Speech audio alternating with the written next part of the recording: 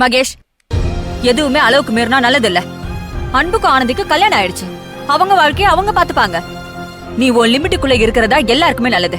மாம், அன்புக்கும் ஆனந்திக்கும் கல்யாணம் ஆயிடுச்சுதான். ஆனா அவங்க லைஃப்ல இன்னும் செட்டில் ஆகலையே. இன்னும் என்ன செட்டில் ஆகணும்னு நினைக்கிற? கல்யாணம் முடிஞ்சிருச்சு. அன்புக்கு சொந்த வீடு இருக்கு. அவங்க 2 பேரும் வேலை பாக்குறாங்க. வேற என்ன வேணும் அவங்களுக்கு?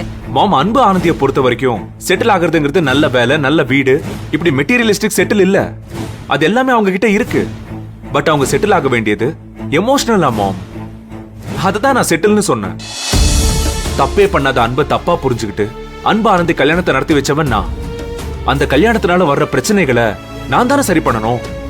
அதுக்கான எல்லா எஃபர்ட்டும் நீ போட்டுட்ட மகேஷ். அந்த அன்போட அம்மா கால்ல விழுந்து மன்னிப்பு கேட்டிருக்க. அவங்களுக்கு ஆனந்திய மருமகளா ஏத்துக்க மனசு இல்லனா அதுக்கு உனக்கு சம்பந்தம் இல்ல. ஆக்சுவலா நீ அப்படி மன்னிப்பு கேட்டதே எனக்கு பிடிக்கல. நீ அவங்களோட பாஸ். அன்புவும் ஆனந்தி உன்கிட்ட கை கட்டி வேலை பார்த்து கை நீட்டி சம்பளம் வாங்குறவங்க. சம்பளம் கொடுக்கறவங்க கடவுளுக்கு சமம். ஒன்னு அவங்க அப்படியெல்லாம் பார்க்க வேணாம். அட்லீஸ்ட் முதலாளியா பார்க்கலாம்ல. அவங்களுக்காக உன் லெவலை விட்டு இறங்கி நீ நிறையவே செஞ்சுட்ட. ஆனா நான் அது தப்பா செஞ்சுட்டேன் மாம். அந்த தப்பை நான் சரி பண்ணி ஆகணும். இந்த விஷயத்துல யார் என்ன காம்ப்ரமைஸ் பண்ணாலும் நான் கேட்க மாட்டேன். என்கிட்ட நீ அப்படி சொல்ல முடியாது. நான் சொல்றத நீ கேட்டுதான் ஆகணும். அன்பு ஆனந்தி பிரச்சனையால உன் லைஃப் ஒரே இடத்துல தேங்கி நிக்கிறத என்னால வேடிக்கை பார்க்க முடியாது. கருணாகரன் விஷயத்துல நீங்க தலையிடாதீங்கன்னு என்கிட்ட சொன்னதை நான் கேட்டேன்ல. அதே மாதிரி அன்பு ஆனந்தி விஷயத்துல நீ தலையிடாதன்னு நான் சொன்னா நீ கேட்கணும். மாம், மாம் ப்ளீஸ் ஸ்டாப் ஆல் திஸ். உங்க கம்பேரிசனே தப்பா இருக்கு. ஆனந்திக்கு நடந்த கொடுமையால தான் அன்போட அம்மா ஆனந்தியை ஏத்துக்க மாட்டேங்கிறாங்க. ஆனந்திக்கு நடந்த கொடுமைக்கு கருணாகரனுக்கு சம்பந்தம் இருக்கு. அவர் ஒரு அக்யூஸ்ட். அன்பு ஆனந்தி விக்டிம்ஸ். நீங்க அவங்க 2 பேரையும் கம்பேர் பண்ணி பேசிக்கிட்டு இருக்கீங்க. Mom please try to understand me. Anbu ஆனந்தியோட வாழ்க்கை என்னால தான் தப்பா போச்சுங்கிற கில்ட் உள்ள வச்சுக்கிட்டு யாரோடையும் நான் ஹாப்பியா வாழ முடியாது. தயவு செஞ்சு இந்த விஷயத்தை என்கிட்ட விட்டுருங்க. நான் எல்லாத்தையும் சீக்கிரமா சரி பண்ணிட்டு என் லைஃபை டிசைட் பண்ணுங்கன்னு நானே உங்ககிட்ட வந்து சொல்றேன். அது வரைக்கும் என்ன டிஸ்டர்ப் பண்ணாதீங்க. மகேஷ்,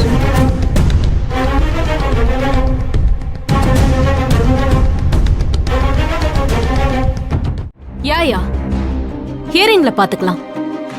பிபி என்ன வேணாலும் ஆர்கியூ பண்ணட்டும். என்கிட்ட ஸ்ட்ராங் எவிடன்ஸ் இருக்கு. நான் இன்னைக்கு முடிச்சிடுறேன். Don't worry. I'll call you in few minutes. Sorry aunty, பிஸியா இருக்கீங்களா? No, not at all. சொல்லு மகேஷ். அது ஆண்டி, அன்பு ஆனந்திய பத்தி கொஞ்சம் பேசணும். அந்த ரகு விஷயமாவா? இல்ல ஆண்டி, அன்பு ஆனந்திய பத்தி. யா, tell me. சொல்லு. ஆனந்தியோட அக்கா கோகிலா உடனடியா சரவணன் கூட சேர்ந்து வாடலன்னா சரவணனுக்கு வேற கல்யாணம் பண்ணி வைக்கிறதா அவங்க அப்பா அம்மா சொல்லிருக்காங்க. வாட்? அது எப்படி முடியும்? பட் ஆனந்தி அன்பு கூட சேர்ந்து அன்பு வீட்ல வாழ்ந்தா இந்த பிரச்சனை சால்வ் ஆயிடும் ஆண்டி. அதுக்கப்புறமா கோகிலா சரவணன் கூட சேர்ந்து வாழ்றதுல அவங்களுக்கு எந்த அப்செக்ஷனும் இல்லைன்னு சொல்லிருக்காங்க. அதுக்கு ஆனந்தி ஒத்துக்கணுமே. முதல்ல ஆனந்தி ஒத்துக்கல. ஆனா கோகிலாவோட வாழ்க்கை இப்ப அவ கையில இருக்குங்கிறத புரிஞ்சுக்கிட்டு அன்போட வீட்டுக்கு வந்து வாழ ஆனந்தி சம்மதிச்சிட்டா. குட். நல்ல முடிவு எடுத்திருக்கா. ஆமா ஆண்டி, எல்லாரோட ப்ராப்ளமும் சரியாகும். ஆனா அன்பு ஆனந்திக்கு பிரச்சனை ஜாஸ்தி ஆகும். ஏன் அப்படி சொல்ற மகேஷ்? அன்போட அம்மா கண்டிப்பா ஆனந்தியை ஏத்துக்க மாட்டாங்க. பெரிய பிரச்சனை பண்ணுவாங்க. ஓ, of course, யா. ஆனா அன்பு ஸ்ட்ராங்கா இருக்கான்ல. அவன் தான் ஆனந்தியை கன்வின்ஸ் பண்ணி வீட்டுக்கு வர சம்மதிக்க வச்சதே. குட்.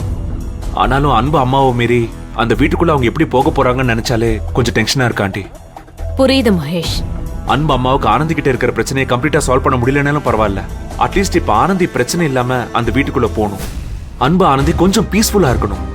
அதுக்கு ஏதாவது பண்ணணும் ஆண்டி. இப்ப அந்த அம்மா கிட்ட நேரடியா பேசுற மாதிரி யார் இருக்காங்கன்னு பார்க்கணும். நீ எதுவும் பேசுறியா? சான்ஸே இல்ல ஆண்டி.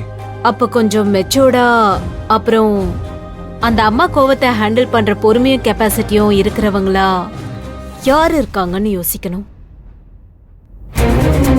யா, மனு. ஹாஸ்டல் வார்டன் இருக்காங்கல்ல, Manonmani. She is the right person. Manu Anbu அம்மா கிட்ட பேசி கண்டிப்பா அவங்கள கன்வின்ஸ் பண்ணிடுவா. That will be a very good idea. ஆனா பொங்கல் அன்னைக்கு அன்போட அம்மா வார்டன் அம்மாவையும் ஏதோ பேசியிருக்காங்க போல இருக்கே. அவங்க சிச்சுவேஷனுக்கு அவங்க ஏதாவது பேசுவாங்க. அன்பு ஆனந்தி நிலைமை என்னன்னு மனோன்மணிக்கு நல்லாவே தெரியும். நான் கால் பண்ணி விஷயத்த சொல்றேன். மனோ கண்டிப்பா நமக்கு ஹெல்ப் பண்ணுவா. லலிதா அம்மா பேசுறதெல்லாம் மனோ மனசுல இருக்கவே இருக்காது. அதுதான் நான் மெச்சூரிட்டின்னு சொன்னேன். Super aunty. அப்ப அவங்க கிட்ட நீங்களே பேசுறீங்களா? எஸ் அஃப்கோர்ஸ், இப்பவே பேசுறேன்.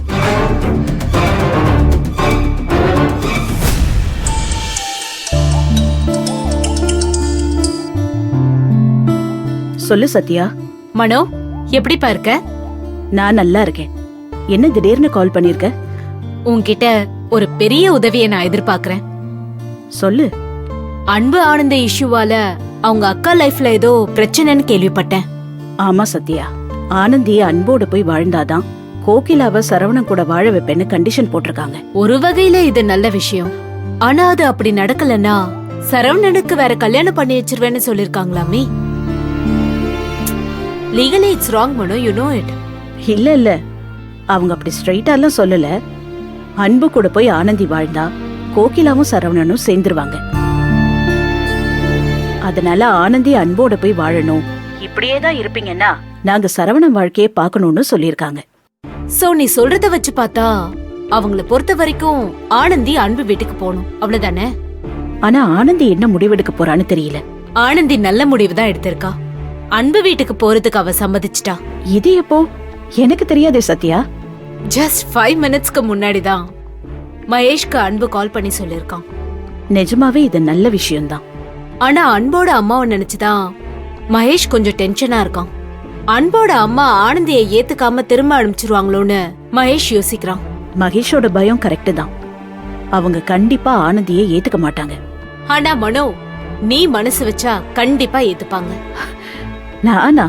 எஸ், நீதான். நீதான் அவங்க கோவத்தை டேக்கிள் பண்றதுக்கான ஒரே தகுதியான பர்சன். நீ சொல்ற மாதிரி சொல்லி அவங்களுக்கு புரிய வச்சா கண்டிப்பா அவங்க ஒத்துக்குவாங்க. அவங்க அவ்வளவு சீக்கிரத்துல கன்வின்ஸ் ஆக மாட்டாங்க Sathya. Mano, I have a gut feeling உன்னால கண்டிப்பா முடியும். நீ லலிதா அம்மா கிட்ட பேசுற மாதிரி பேசி அவங்களுக்கு புரிய வச்சிருவேன். எனக்கு தெரியும், நீ ட்ரை பண்ண. சரி சத்யா, யாருக்காக இல்லைனாலும் அன்பு ஆனந்திக்காக இந்த ரிஸ்க் எடுக்கலாம். ஒருவேளை அந்த அம்மா கேட்டுக்கிட்டாங்கன்னா நல்லது தானே? எஸ், கண்டிப்பா கேட்பாங்க. அப்ப நீ பேசுறியா? பேசிட்டு சொல்றியா? கண்டிப்பா சத்யா, பேசிட்டு வந்து கால் பண்றேன். இன்னைக்கே அவங்கள போய் பார்த்து பேசுறேன். Okay Mano, thank you so much. Thanks. Bye. Bye, take care. Mahesh, don't worry. Mano போய் அவங்கள கன்வின்ஸ் பண்ணி அன்பு அம்மா கிட்ட பேச சொல்லிருக்கேன். கண்டிப்பா ஆனந்தி அன்பு வீட்டுக்கு போவா.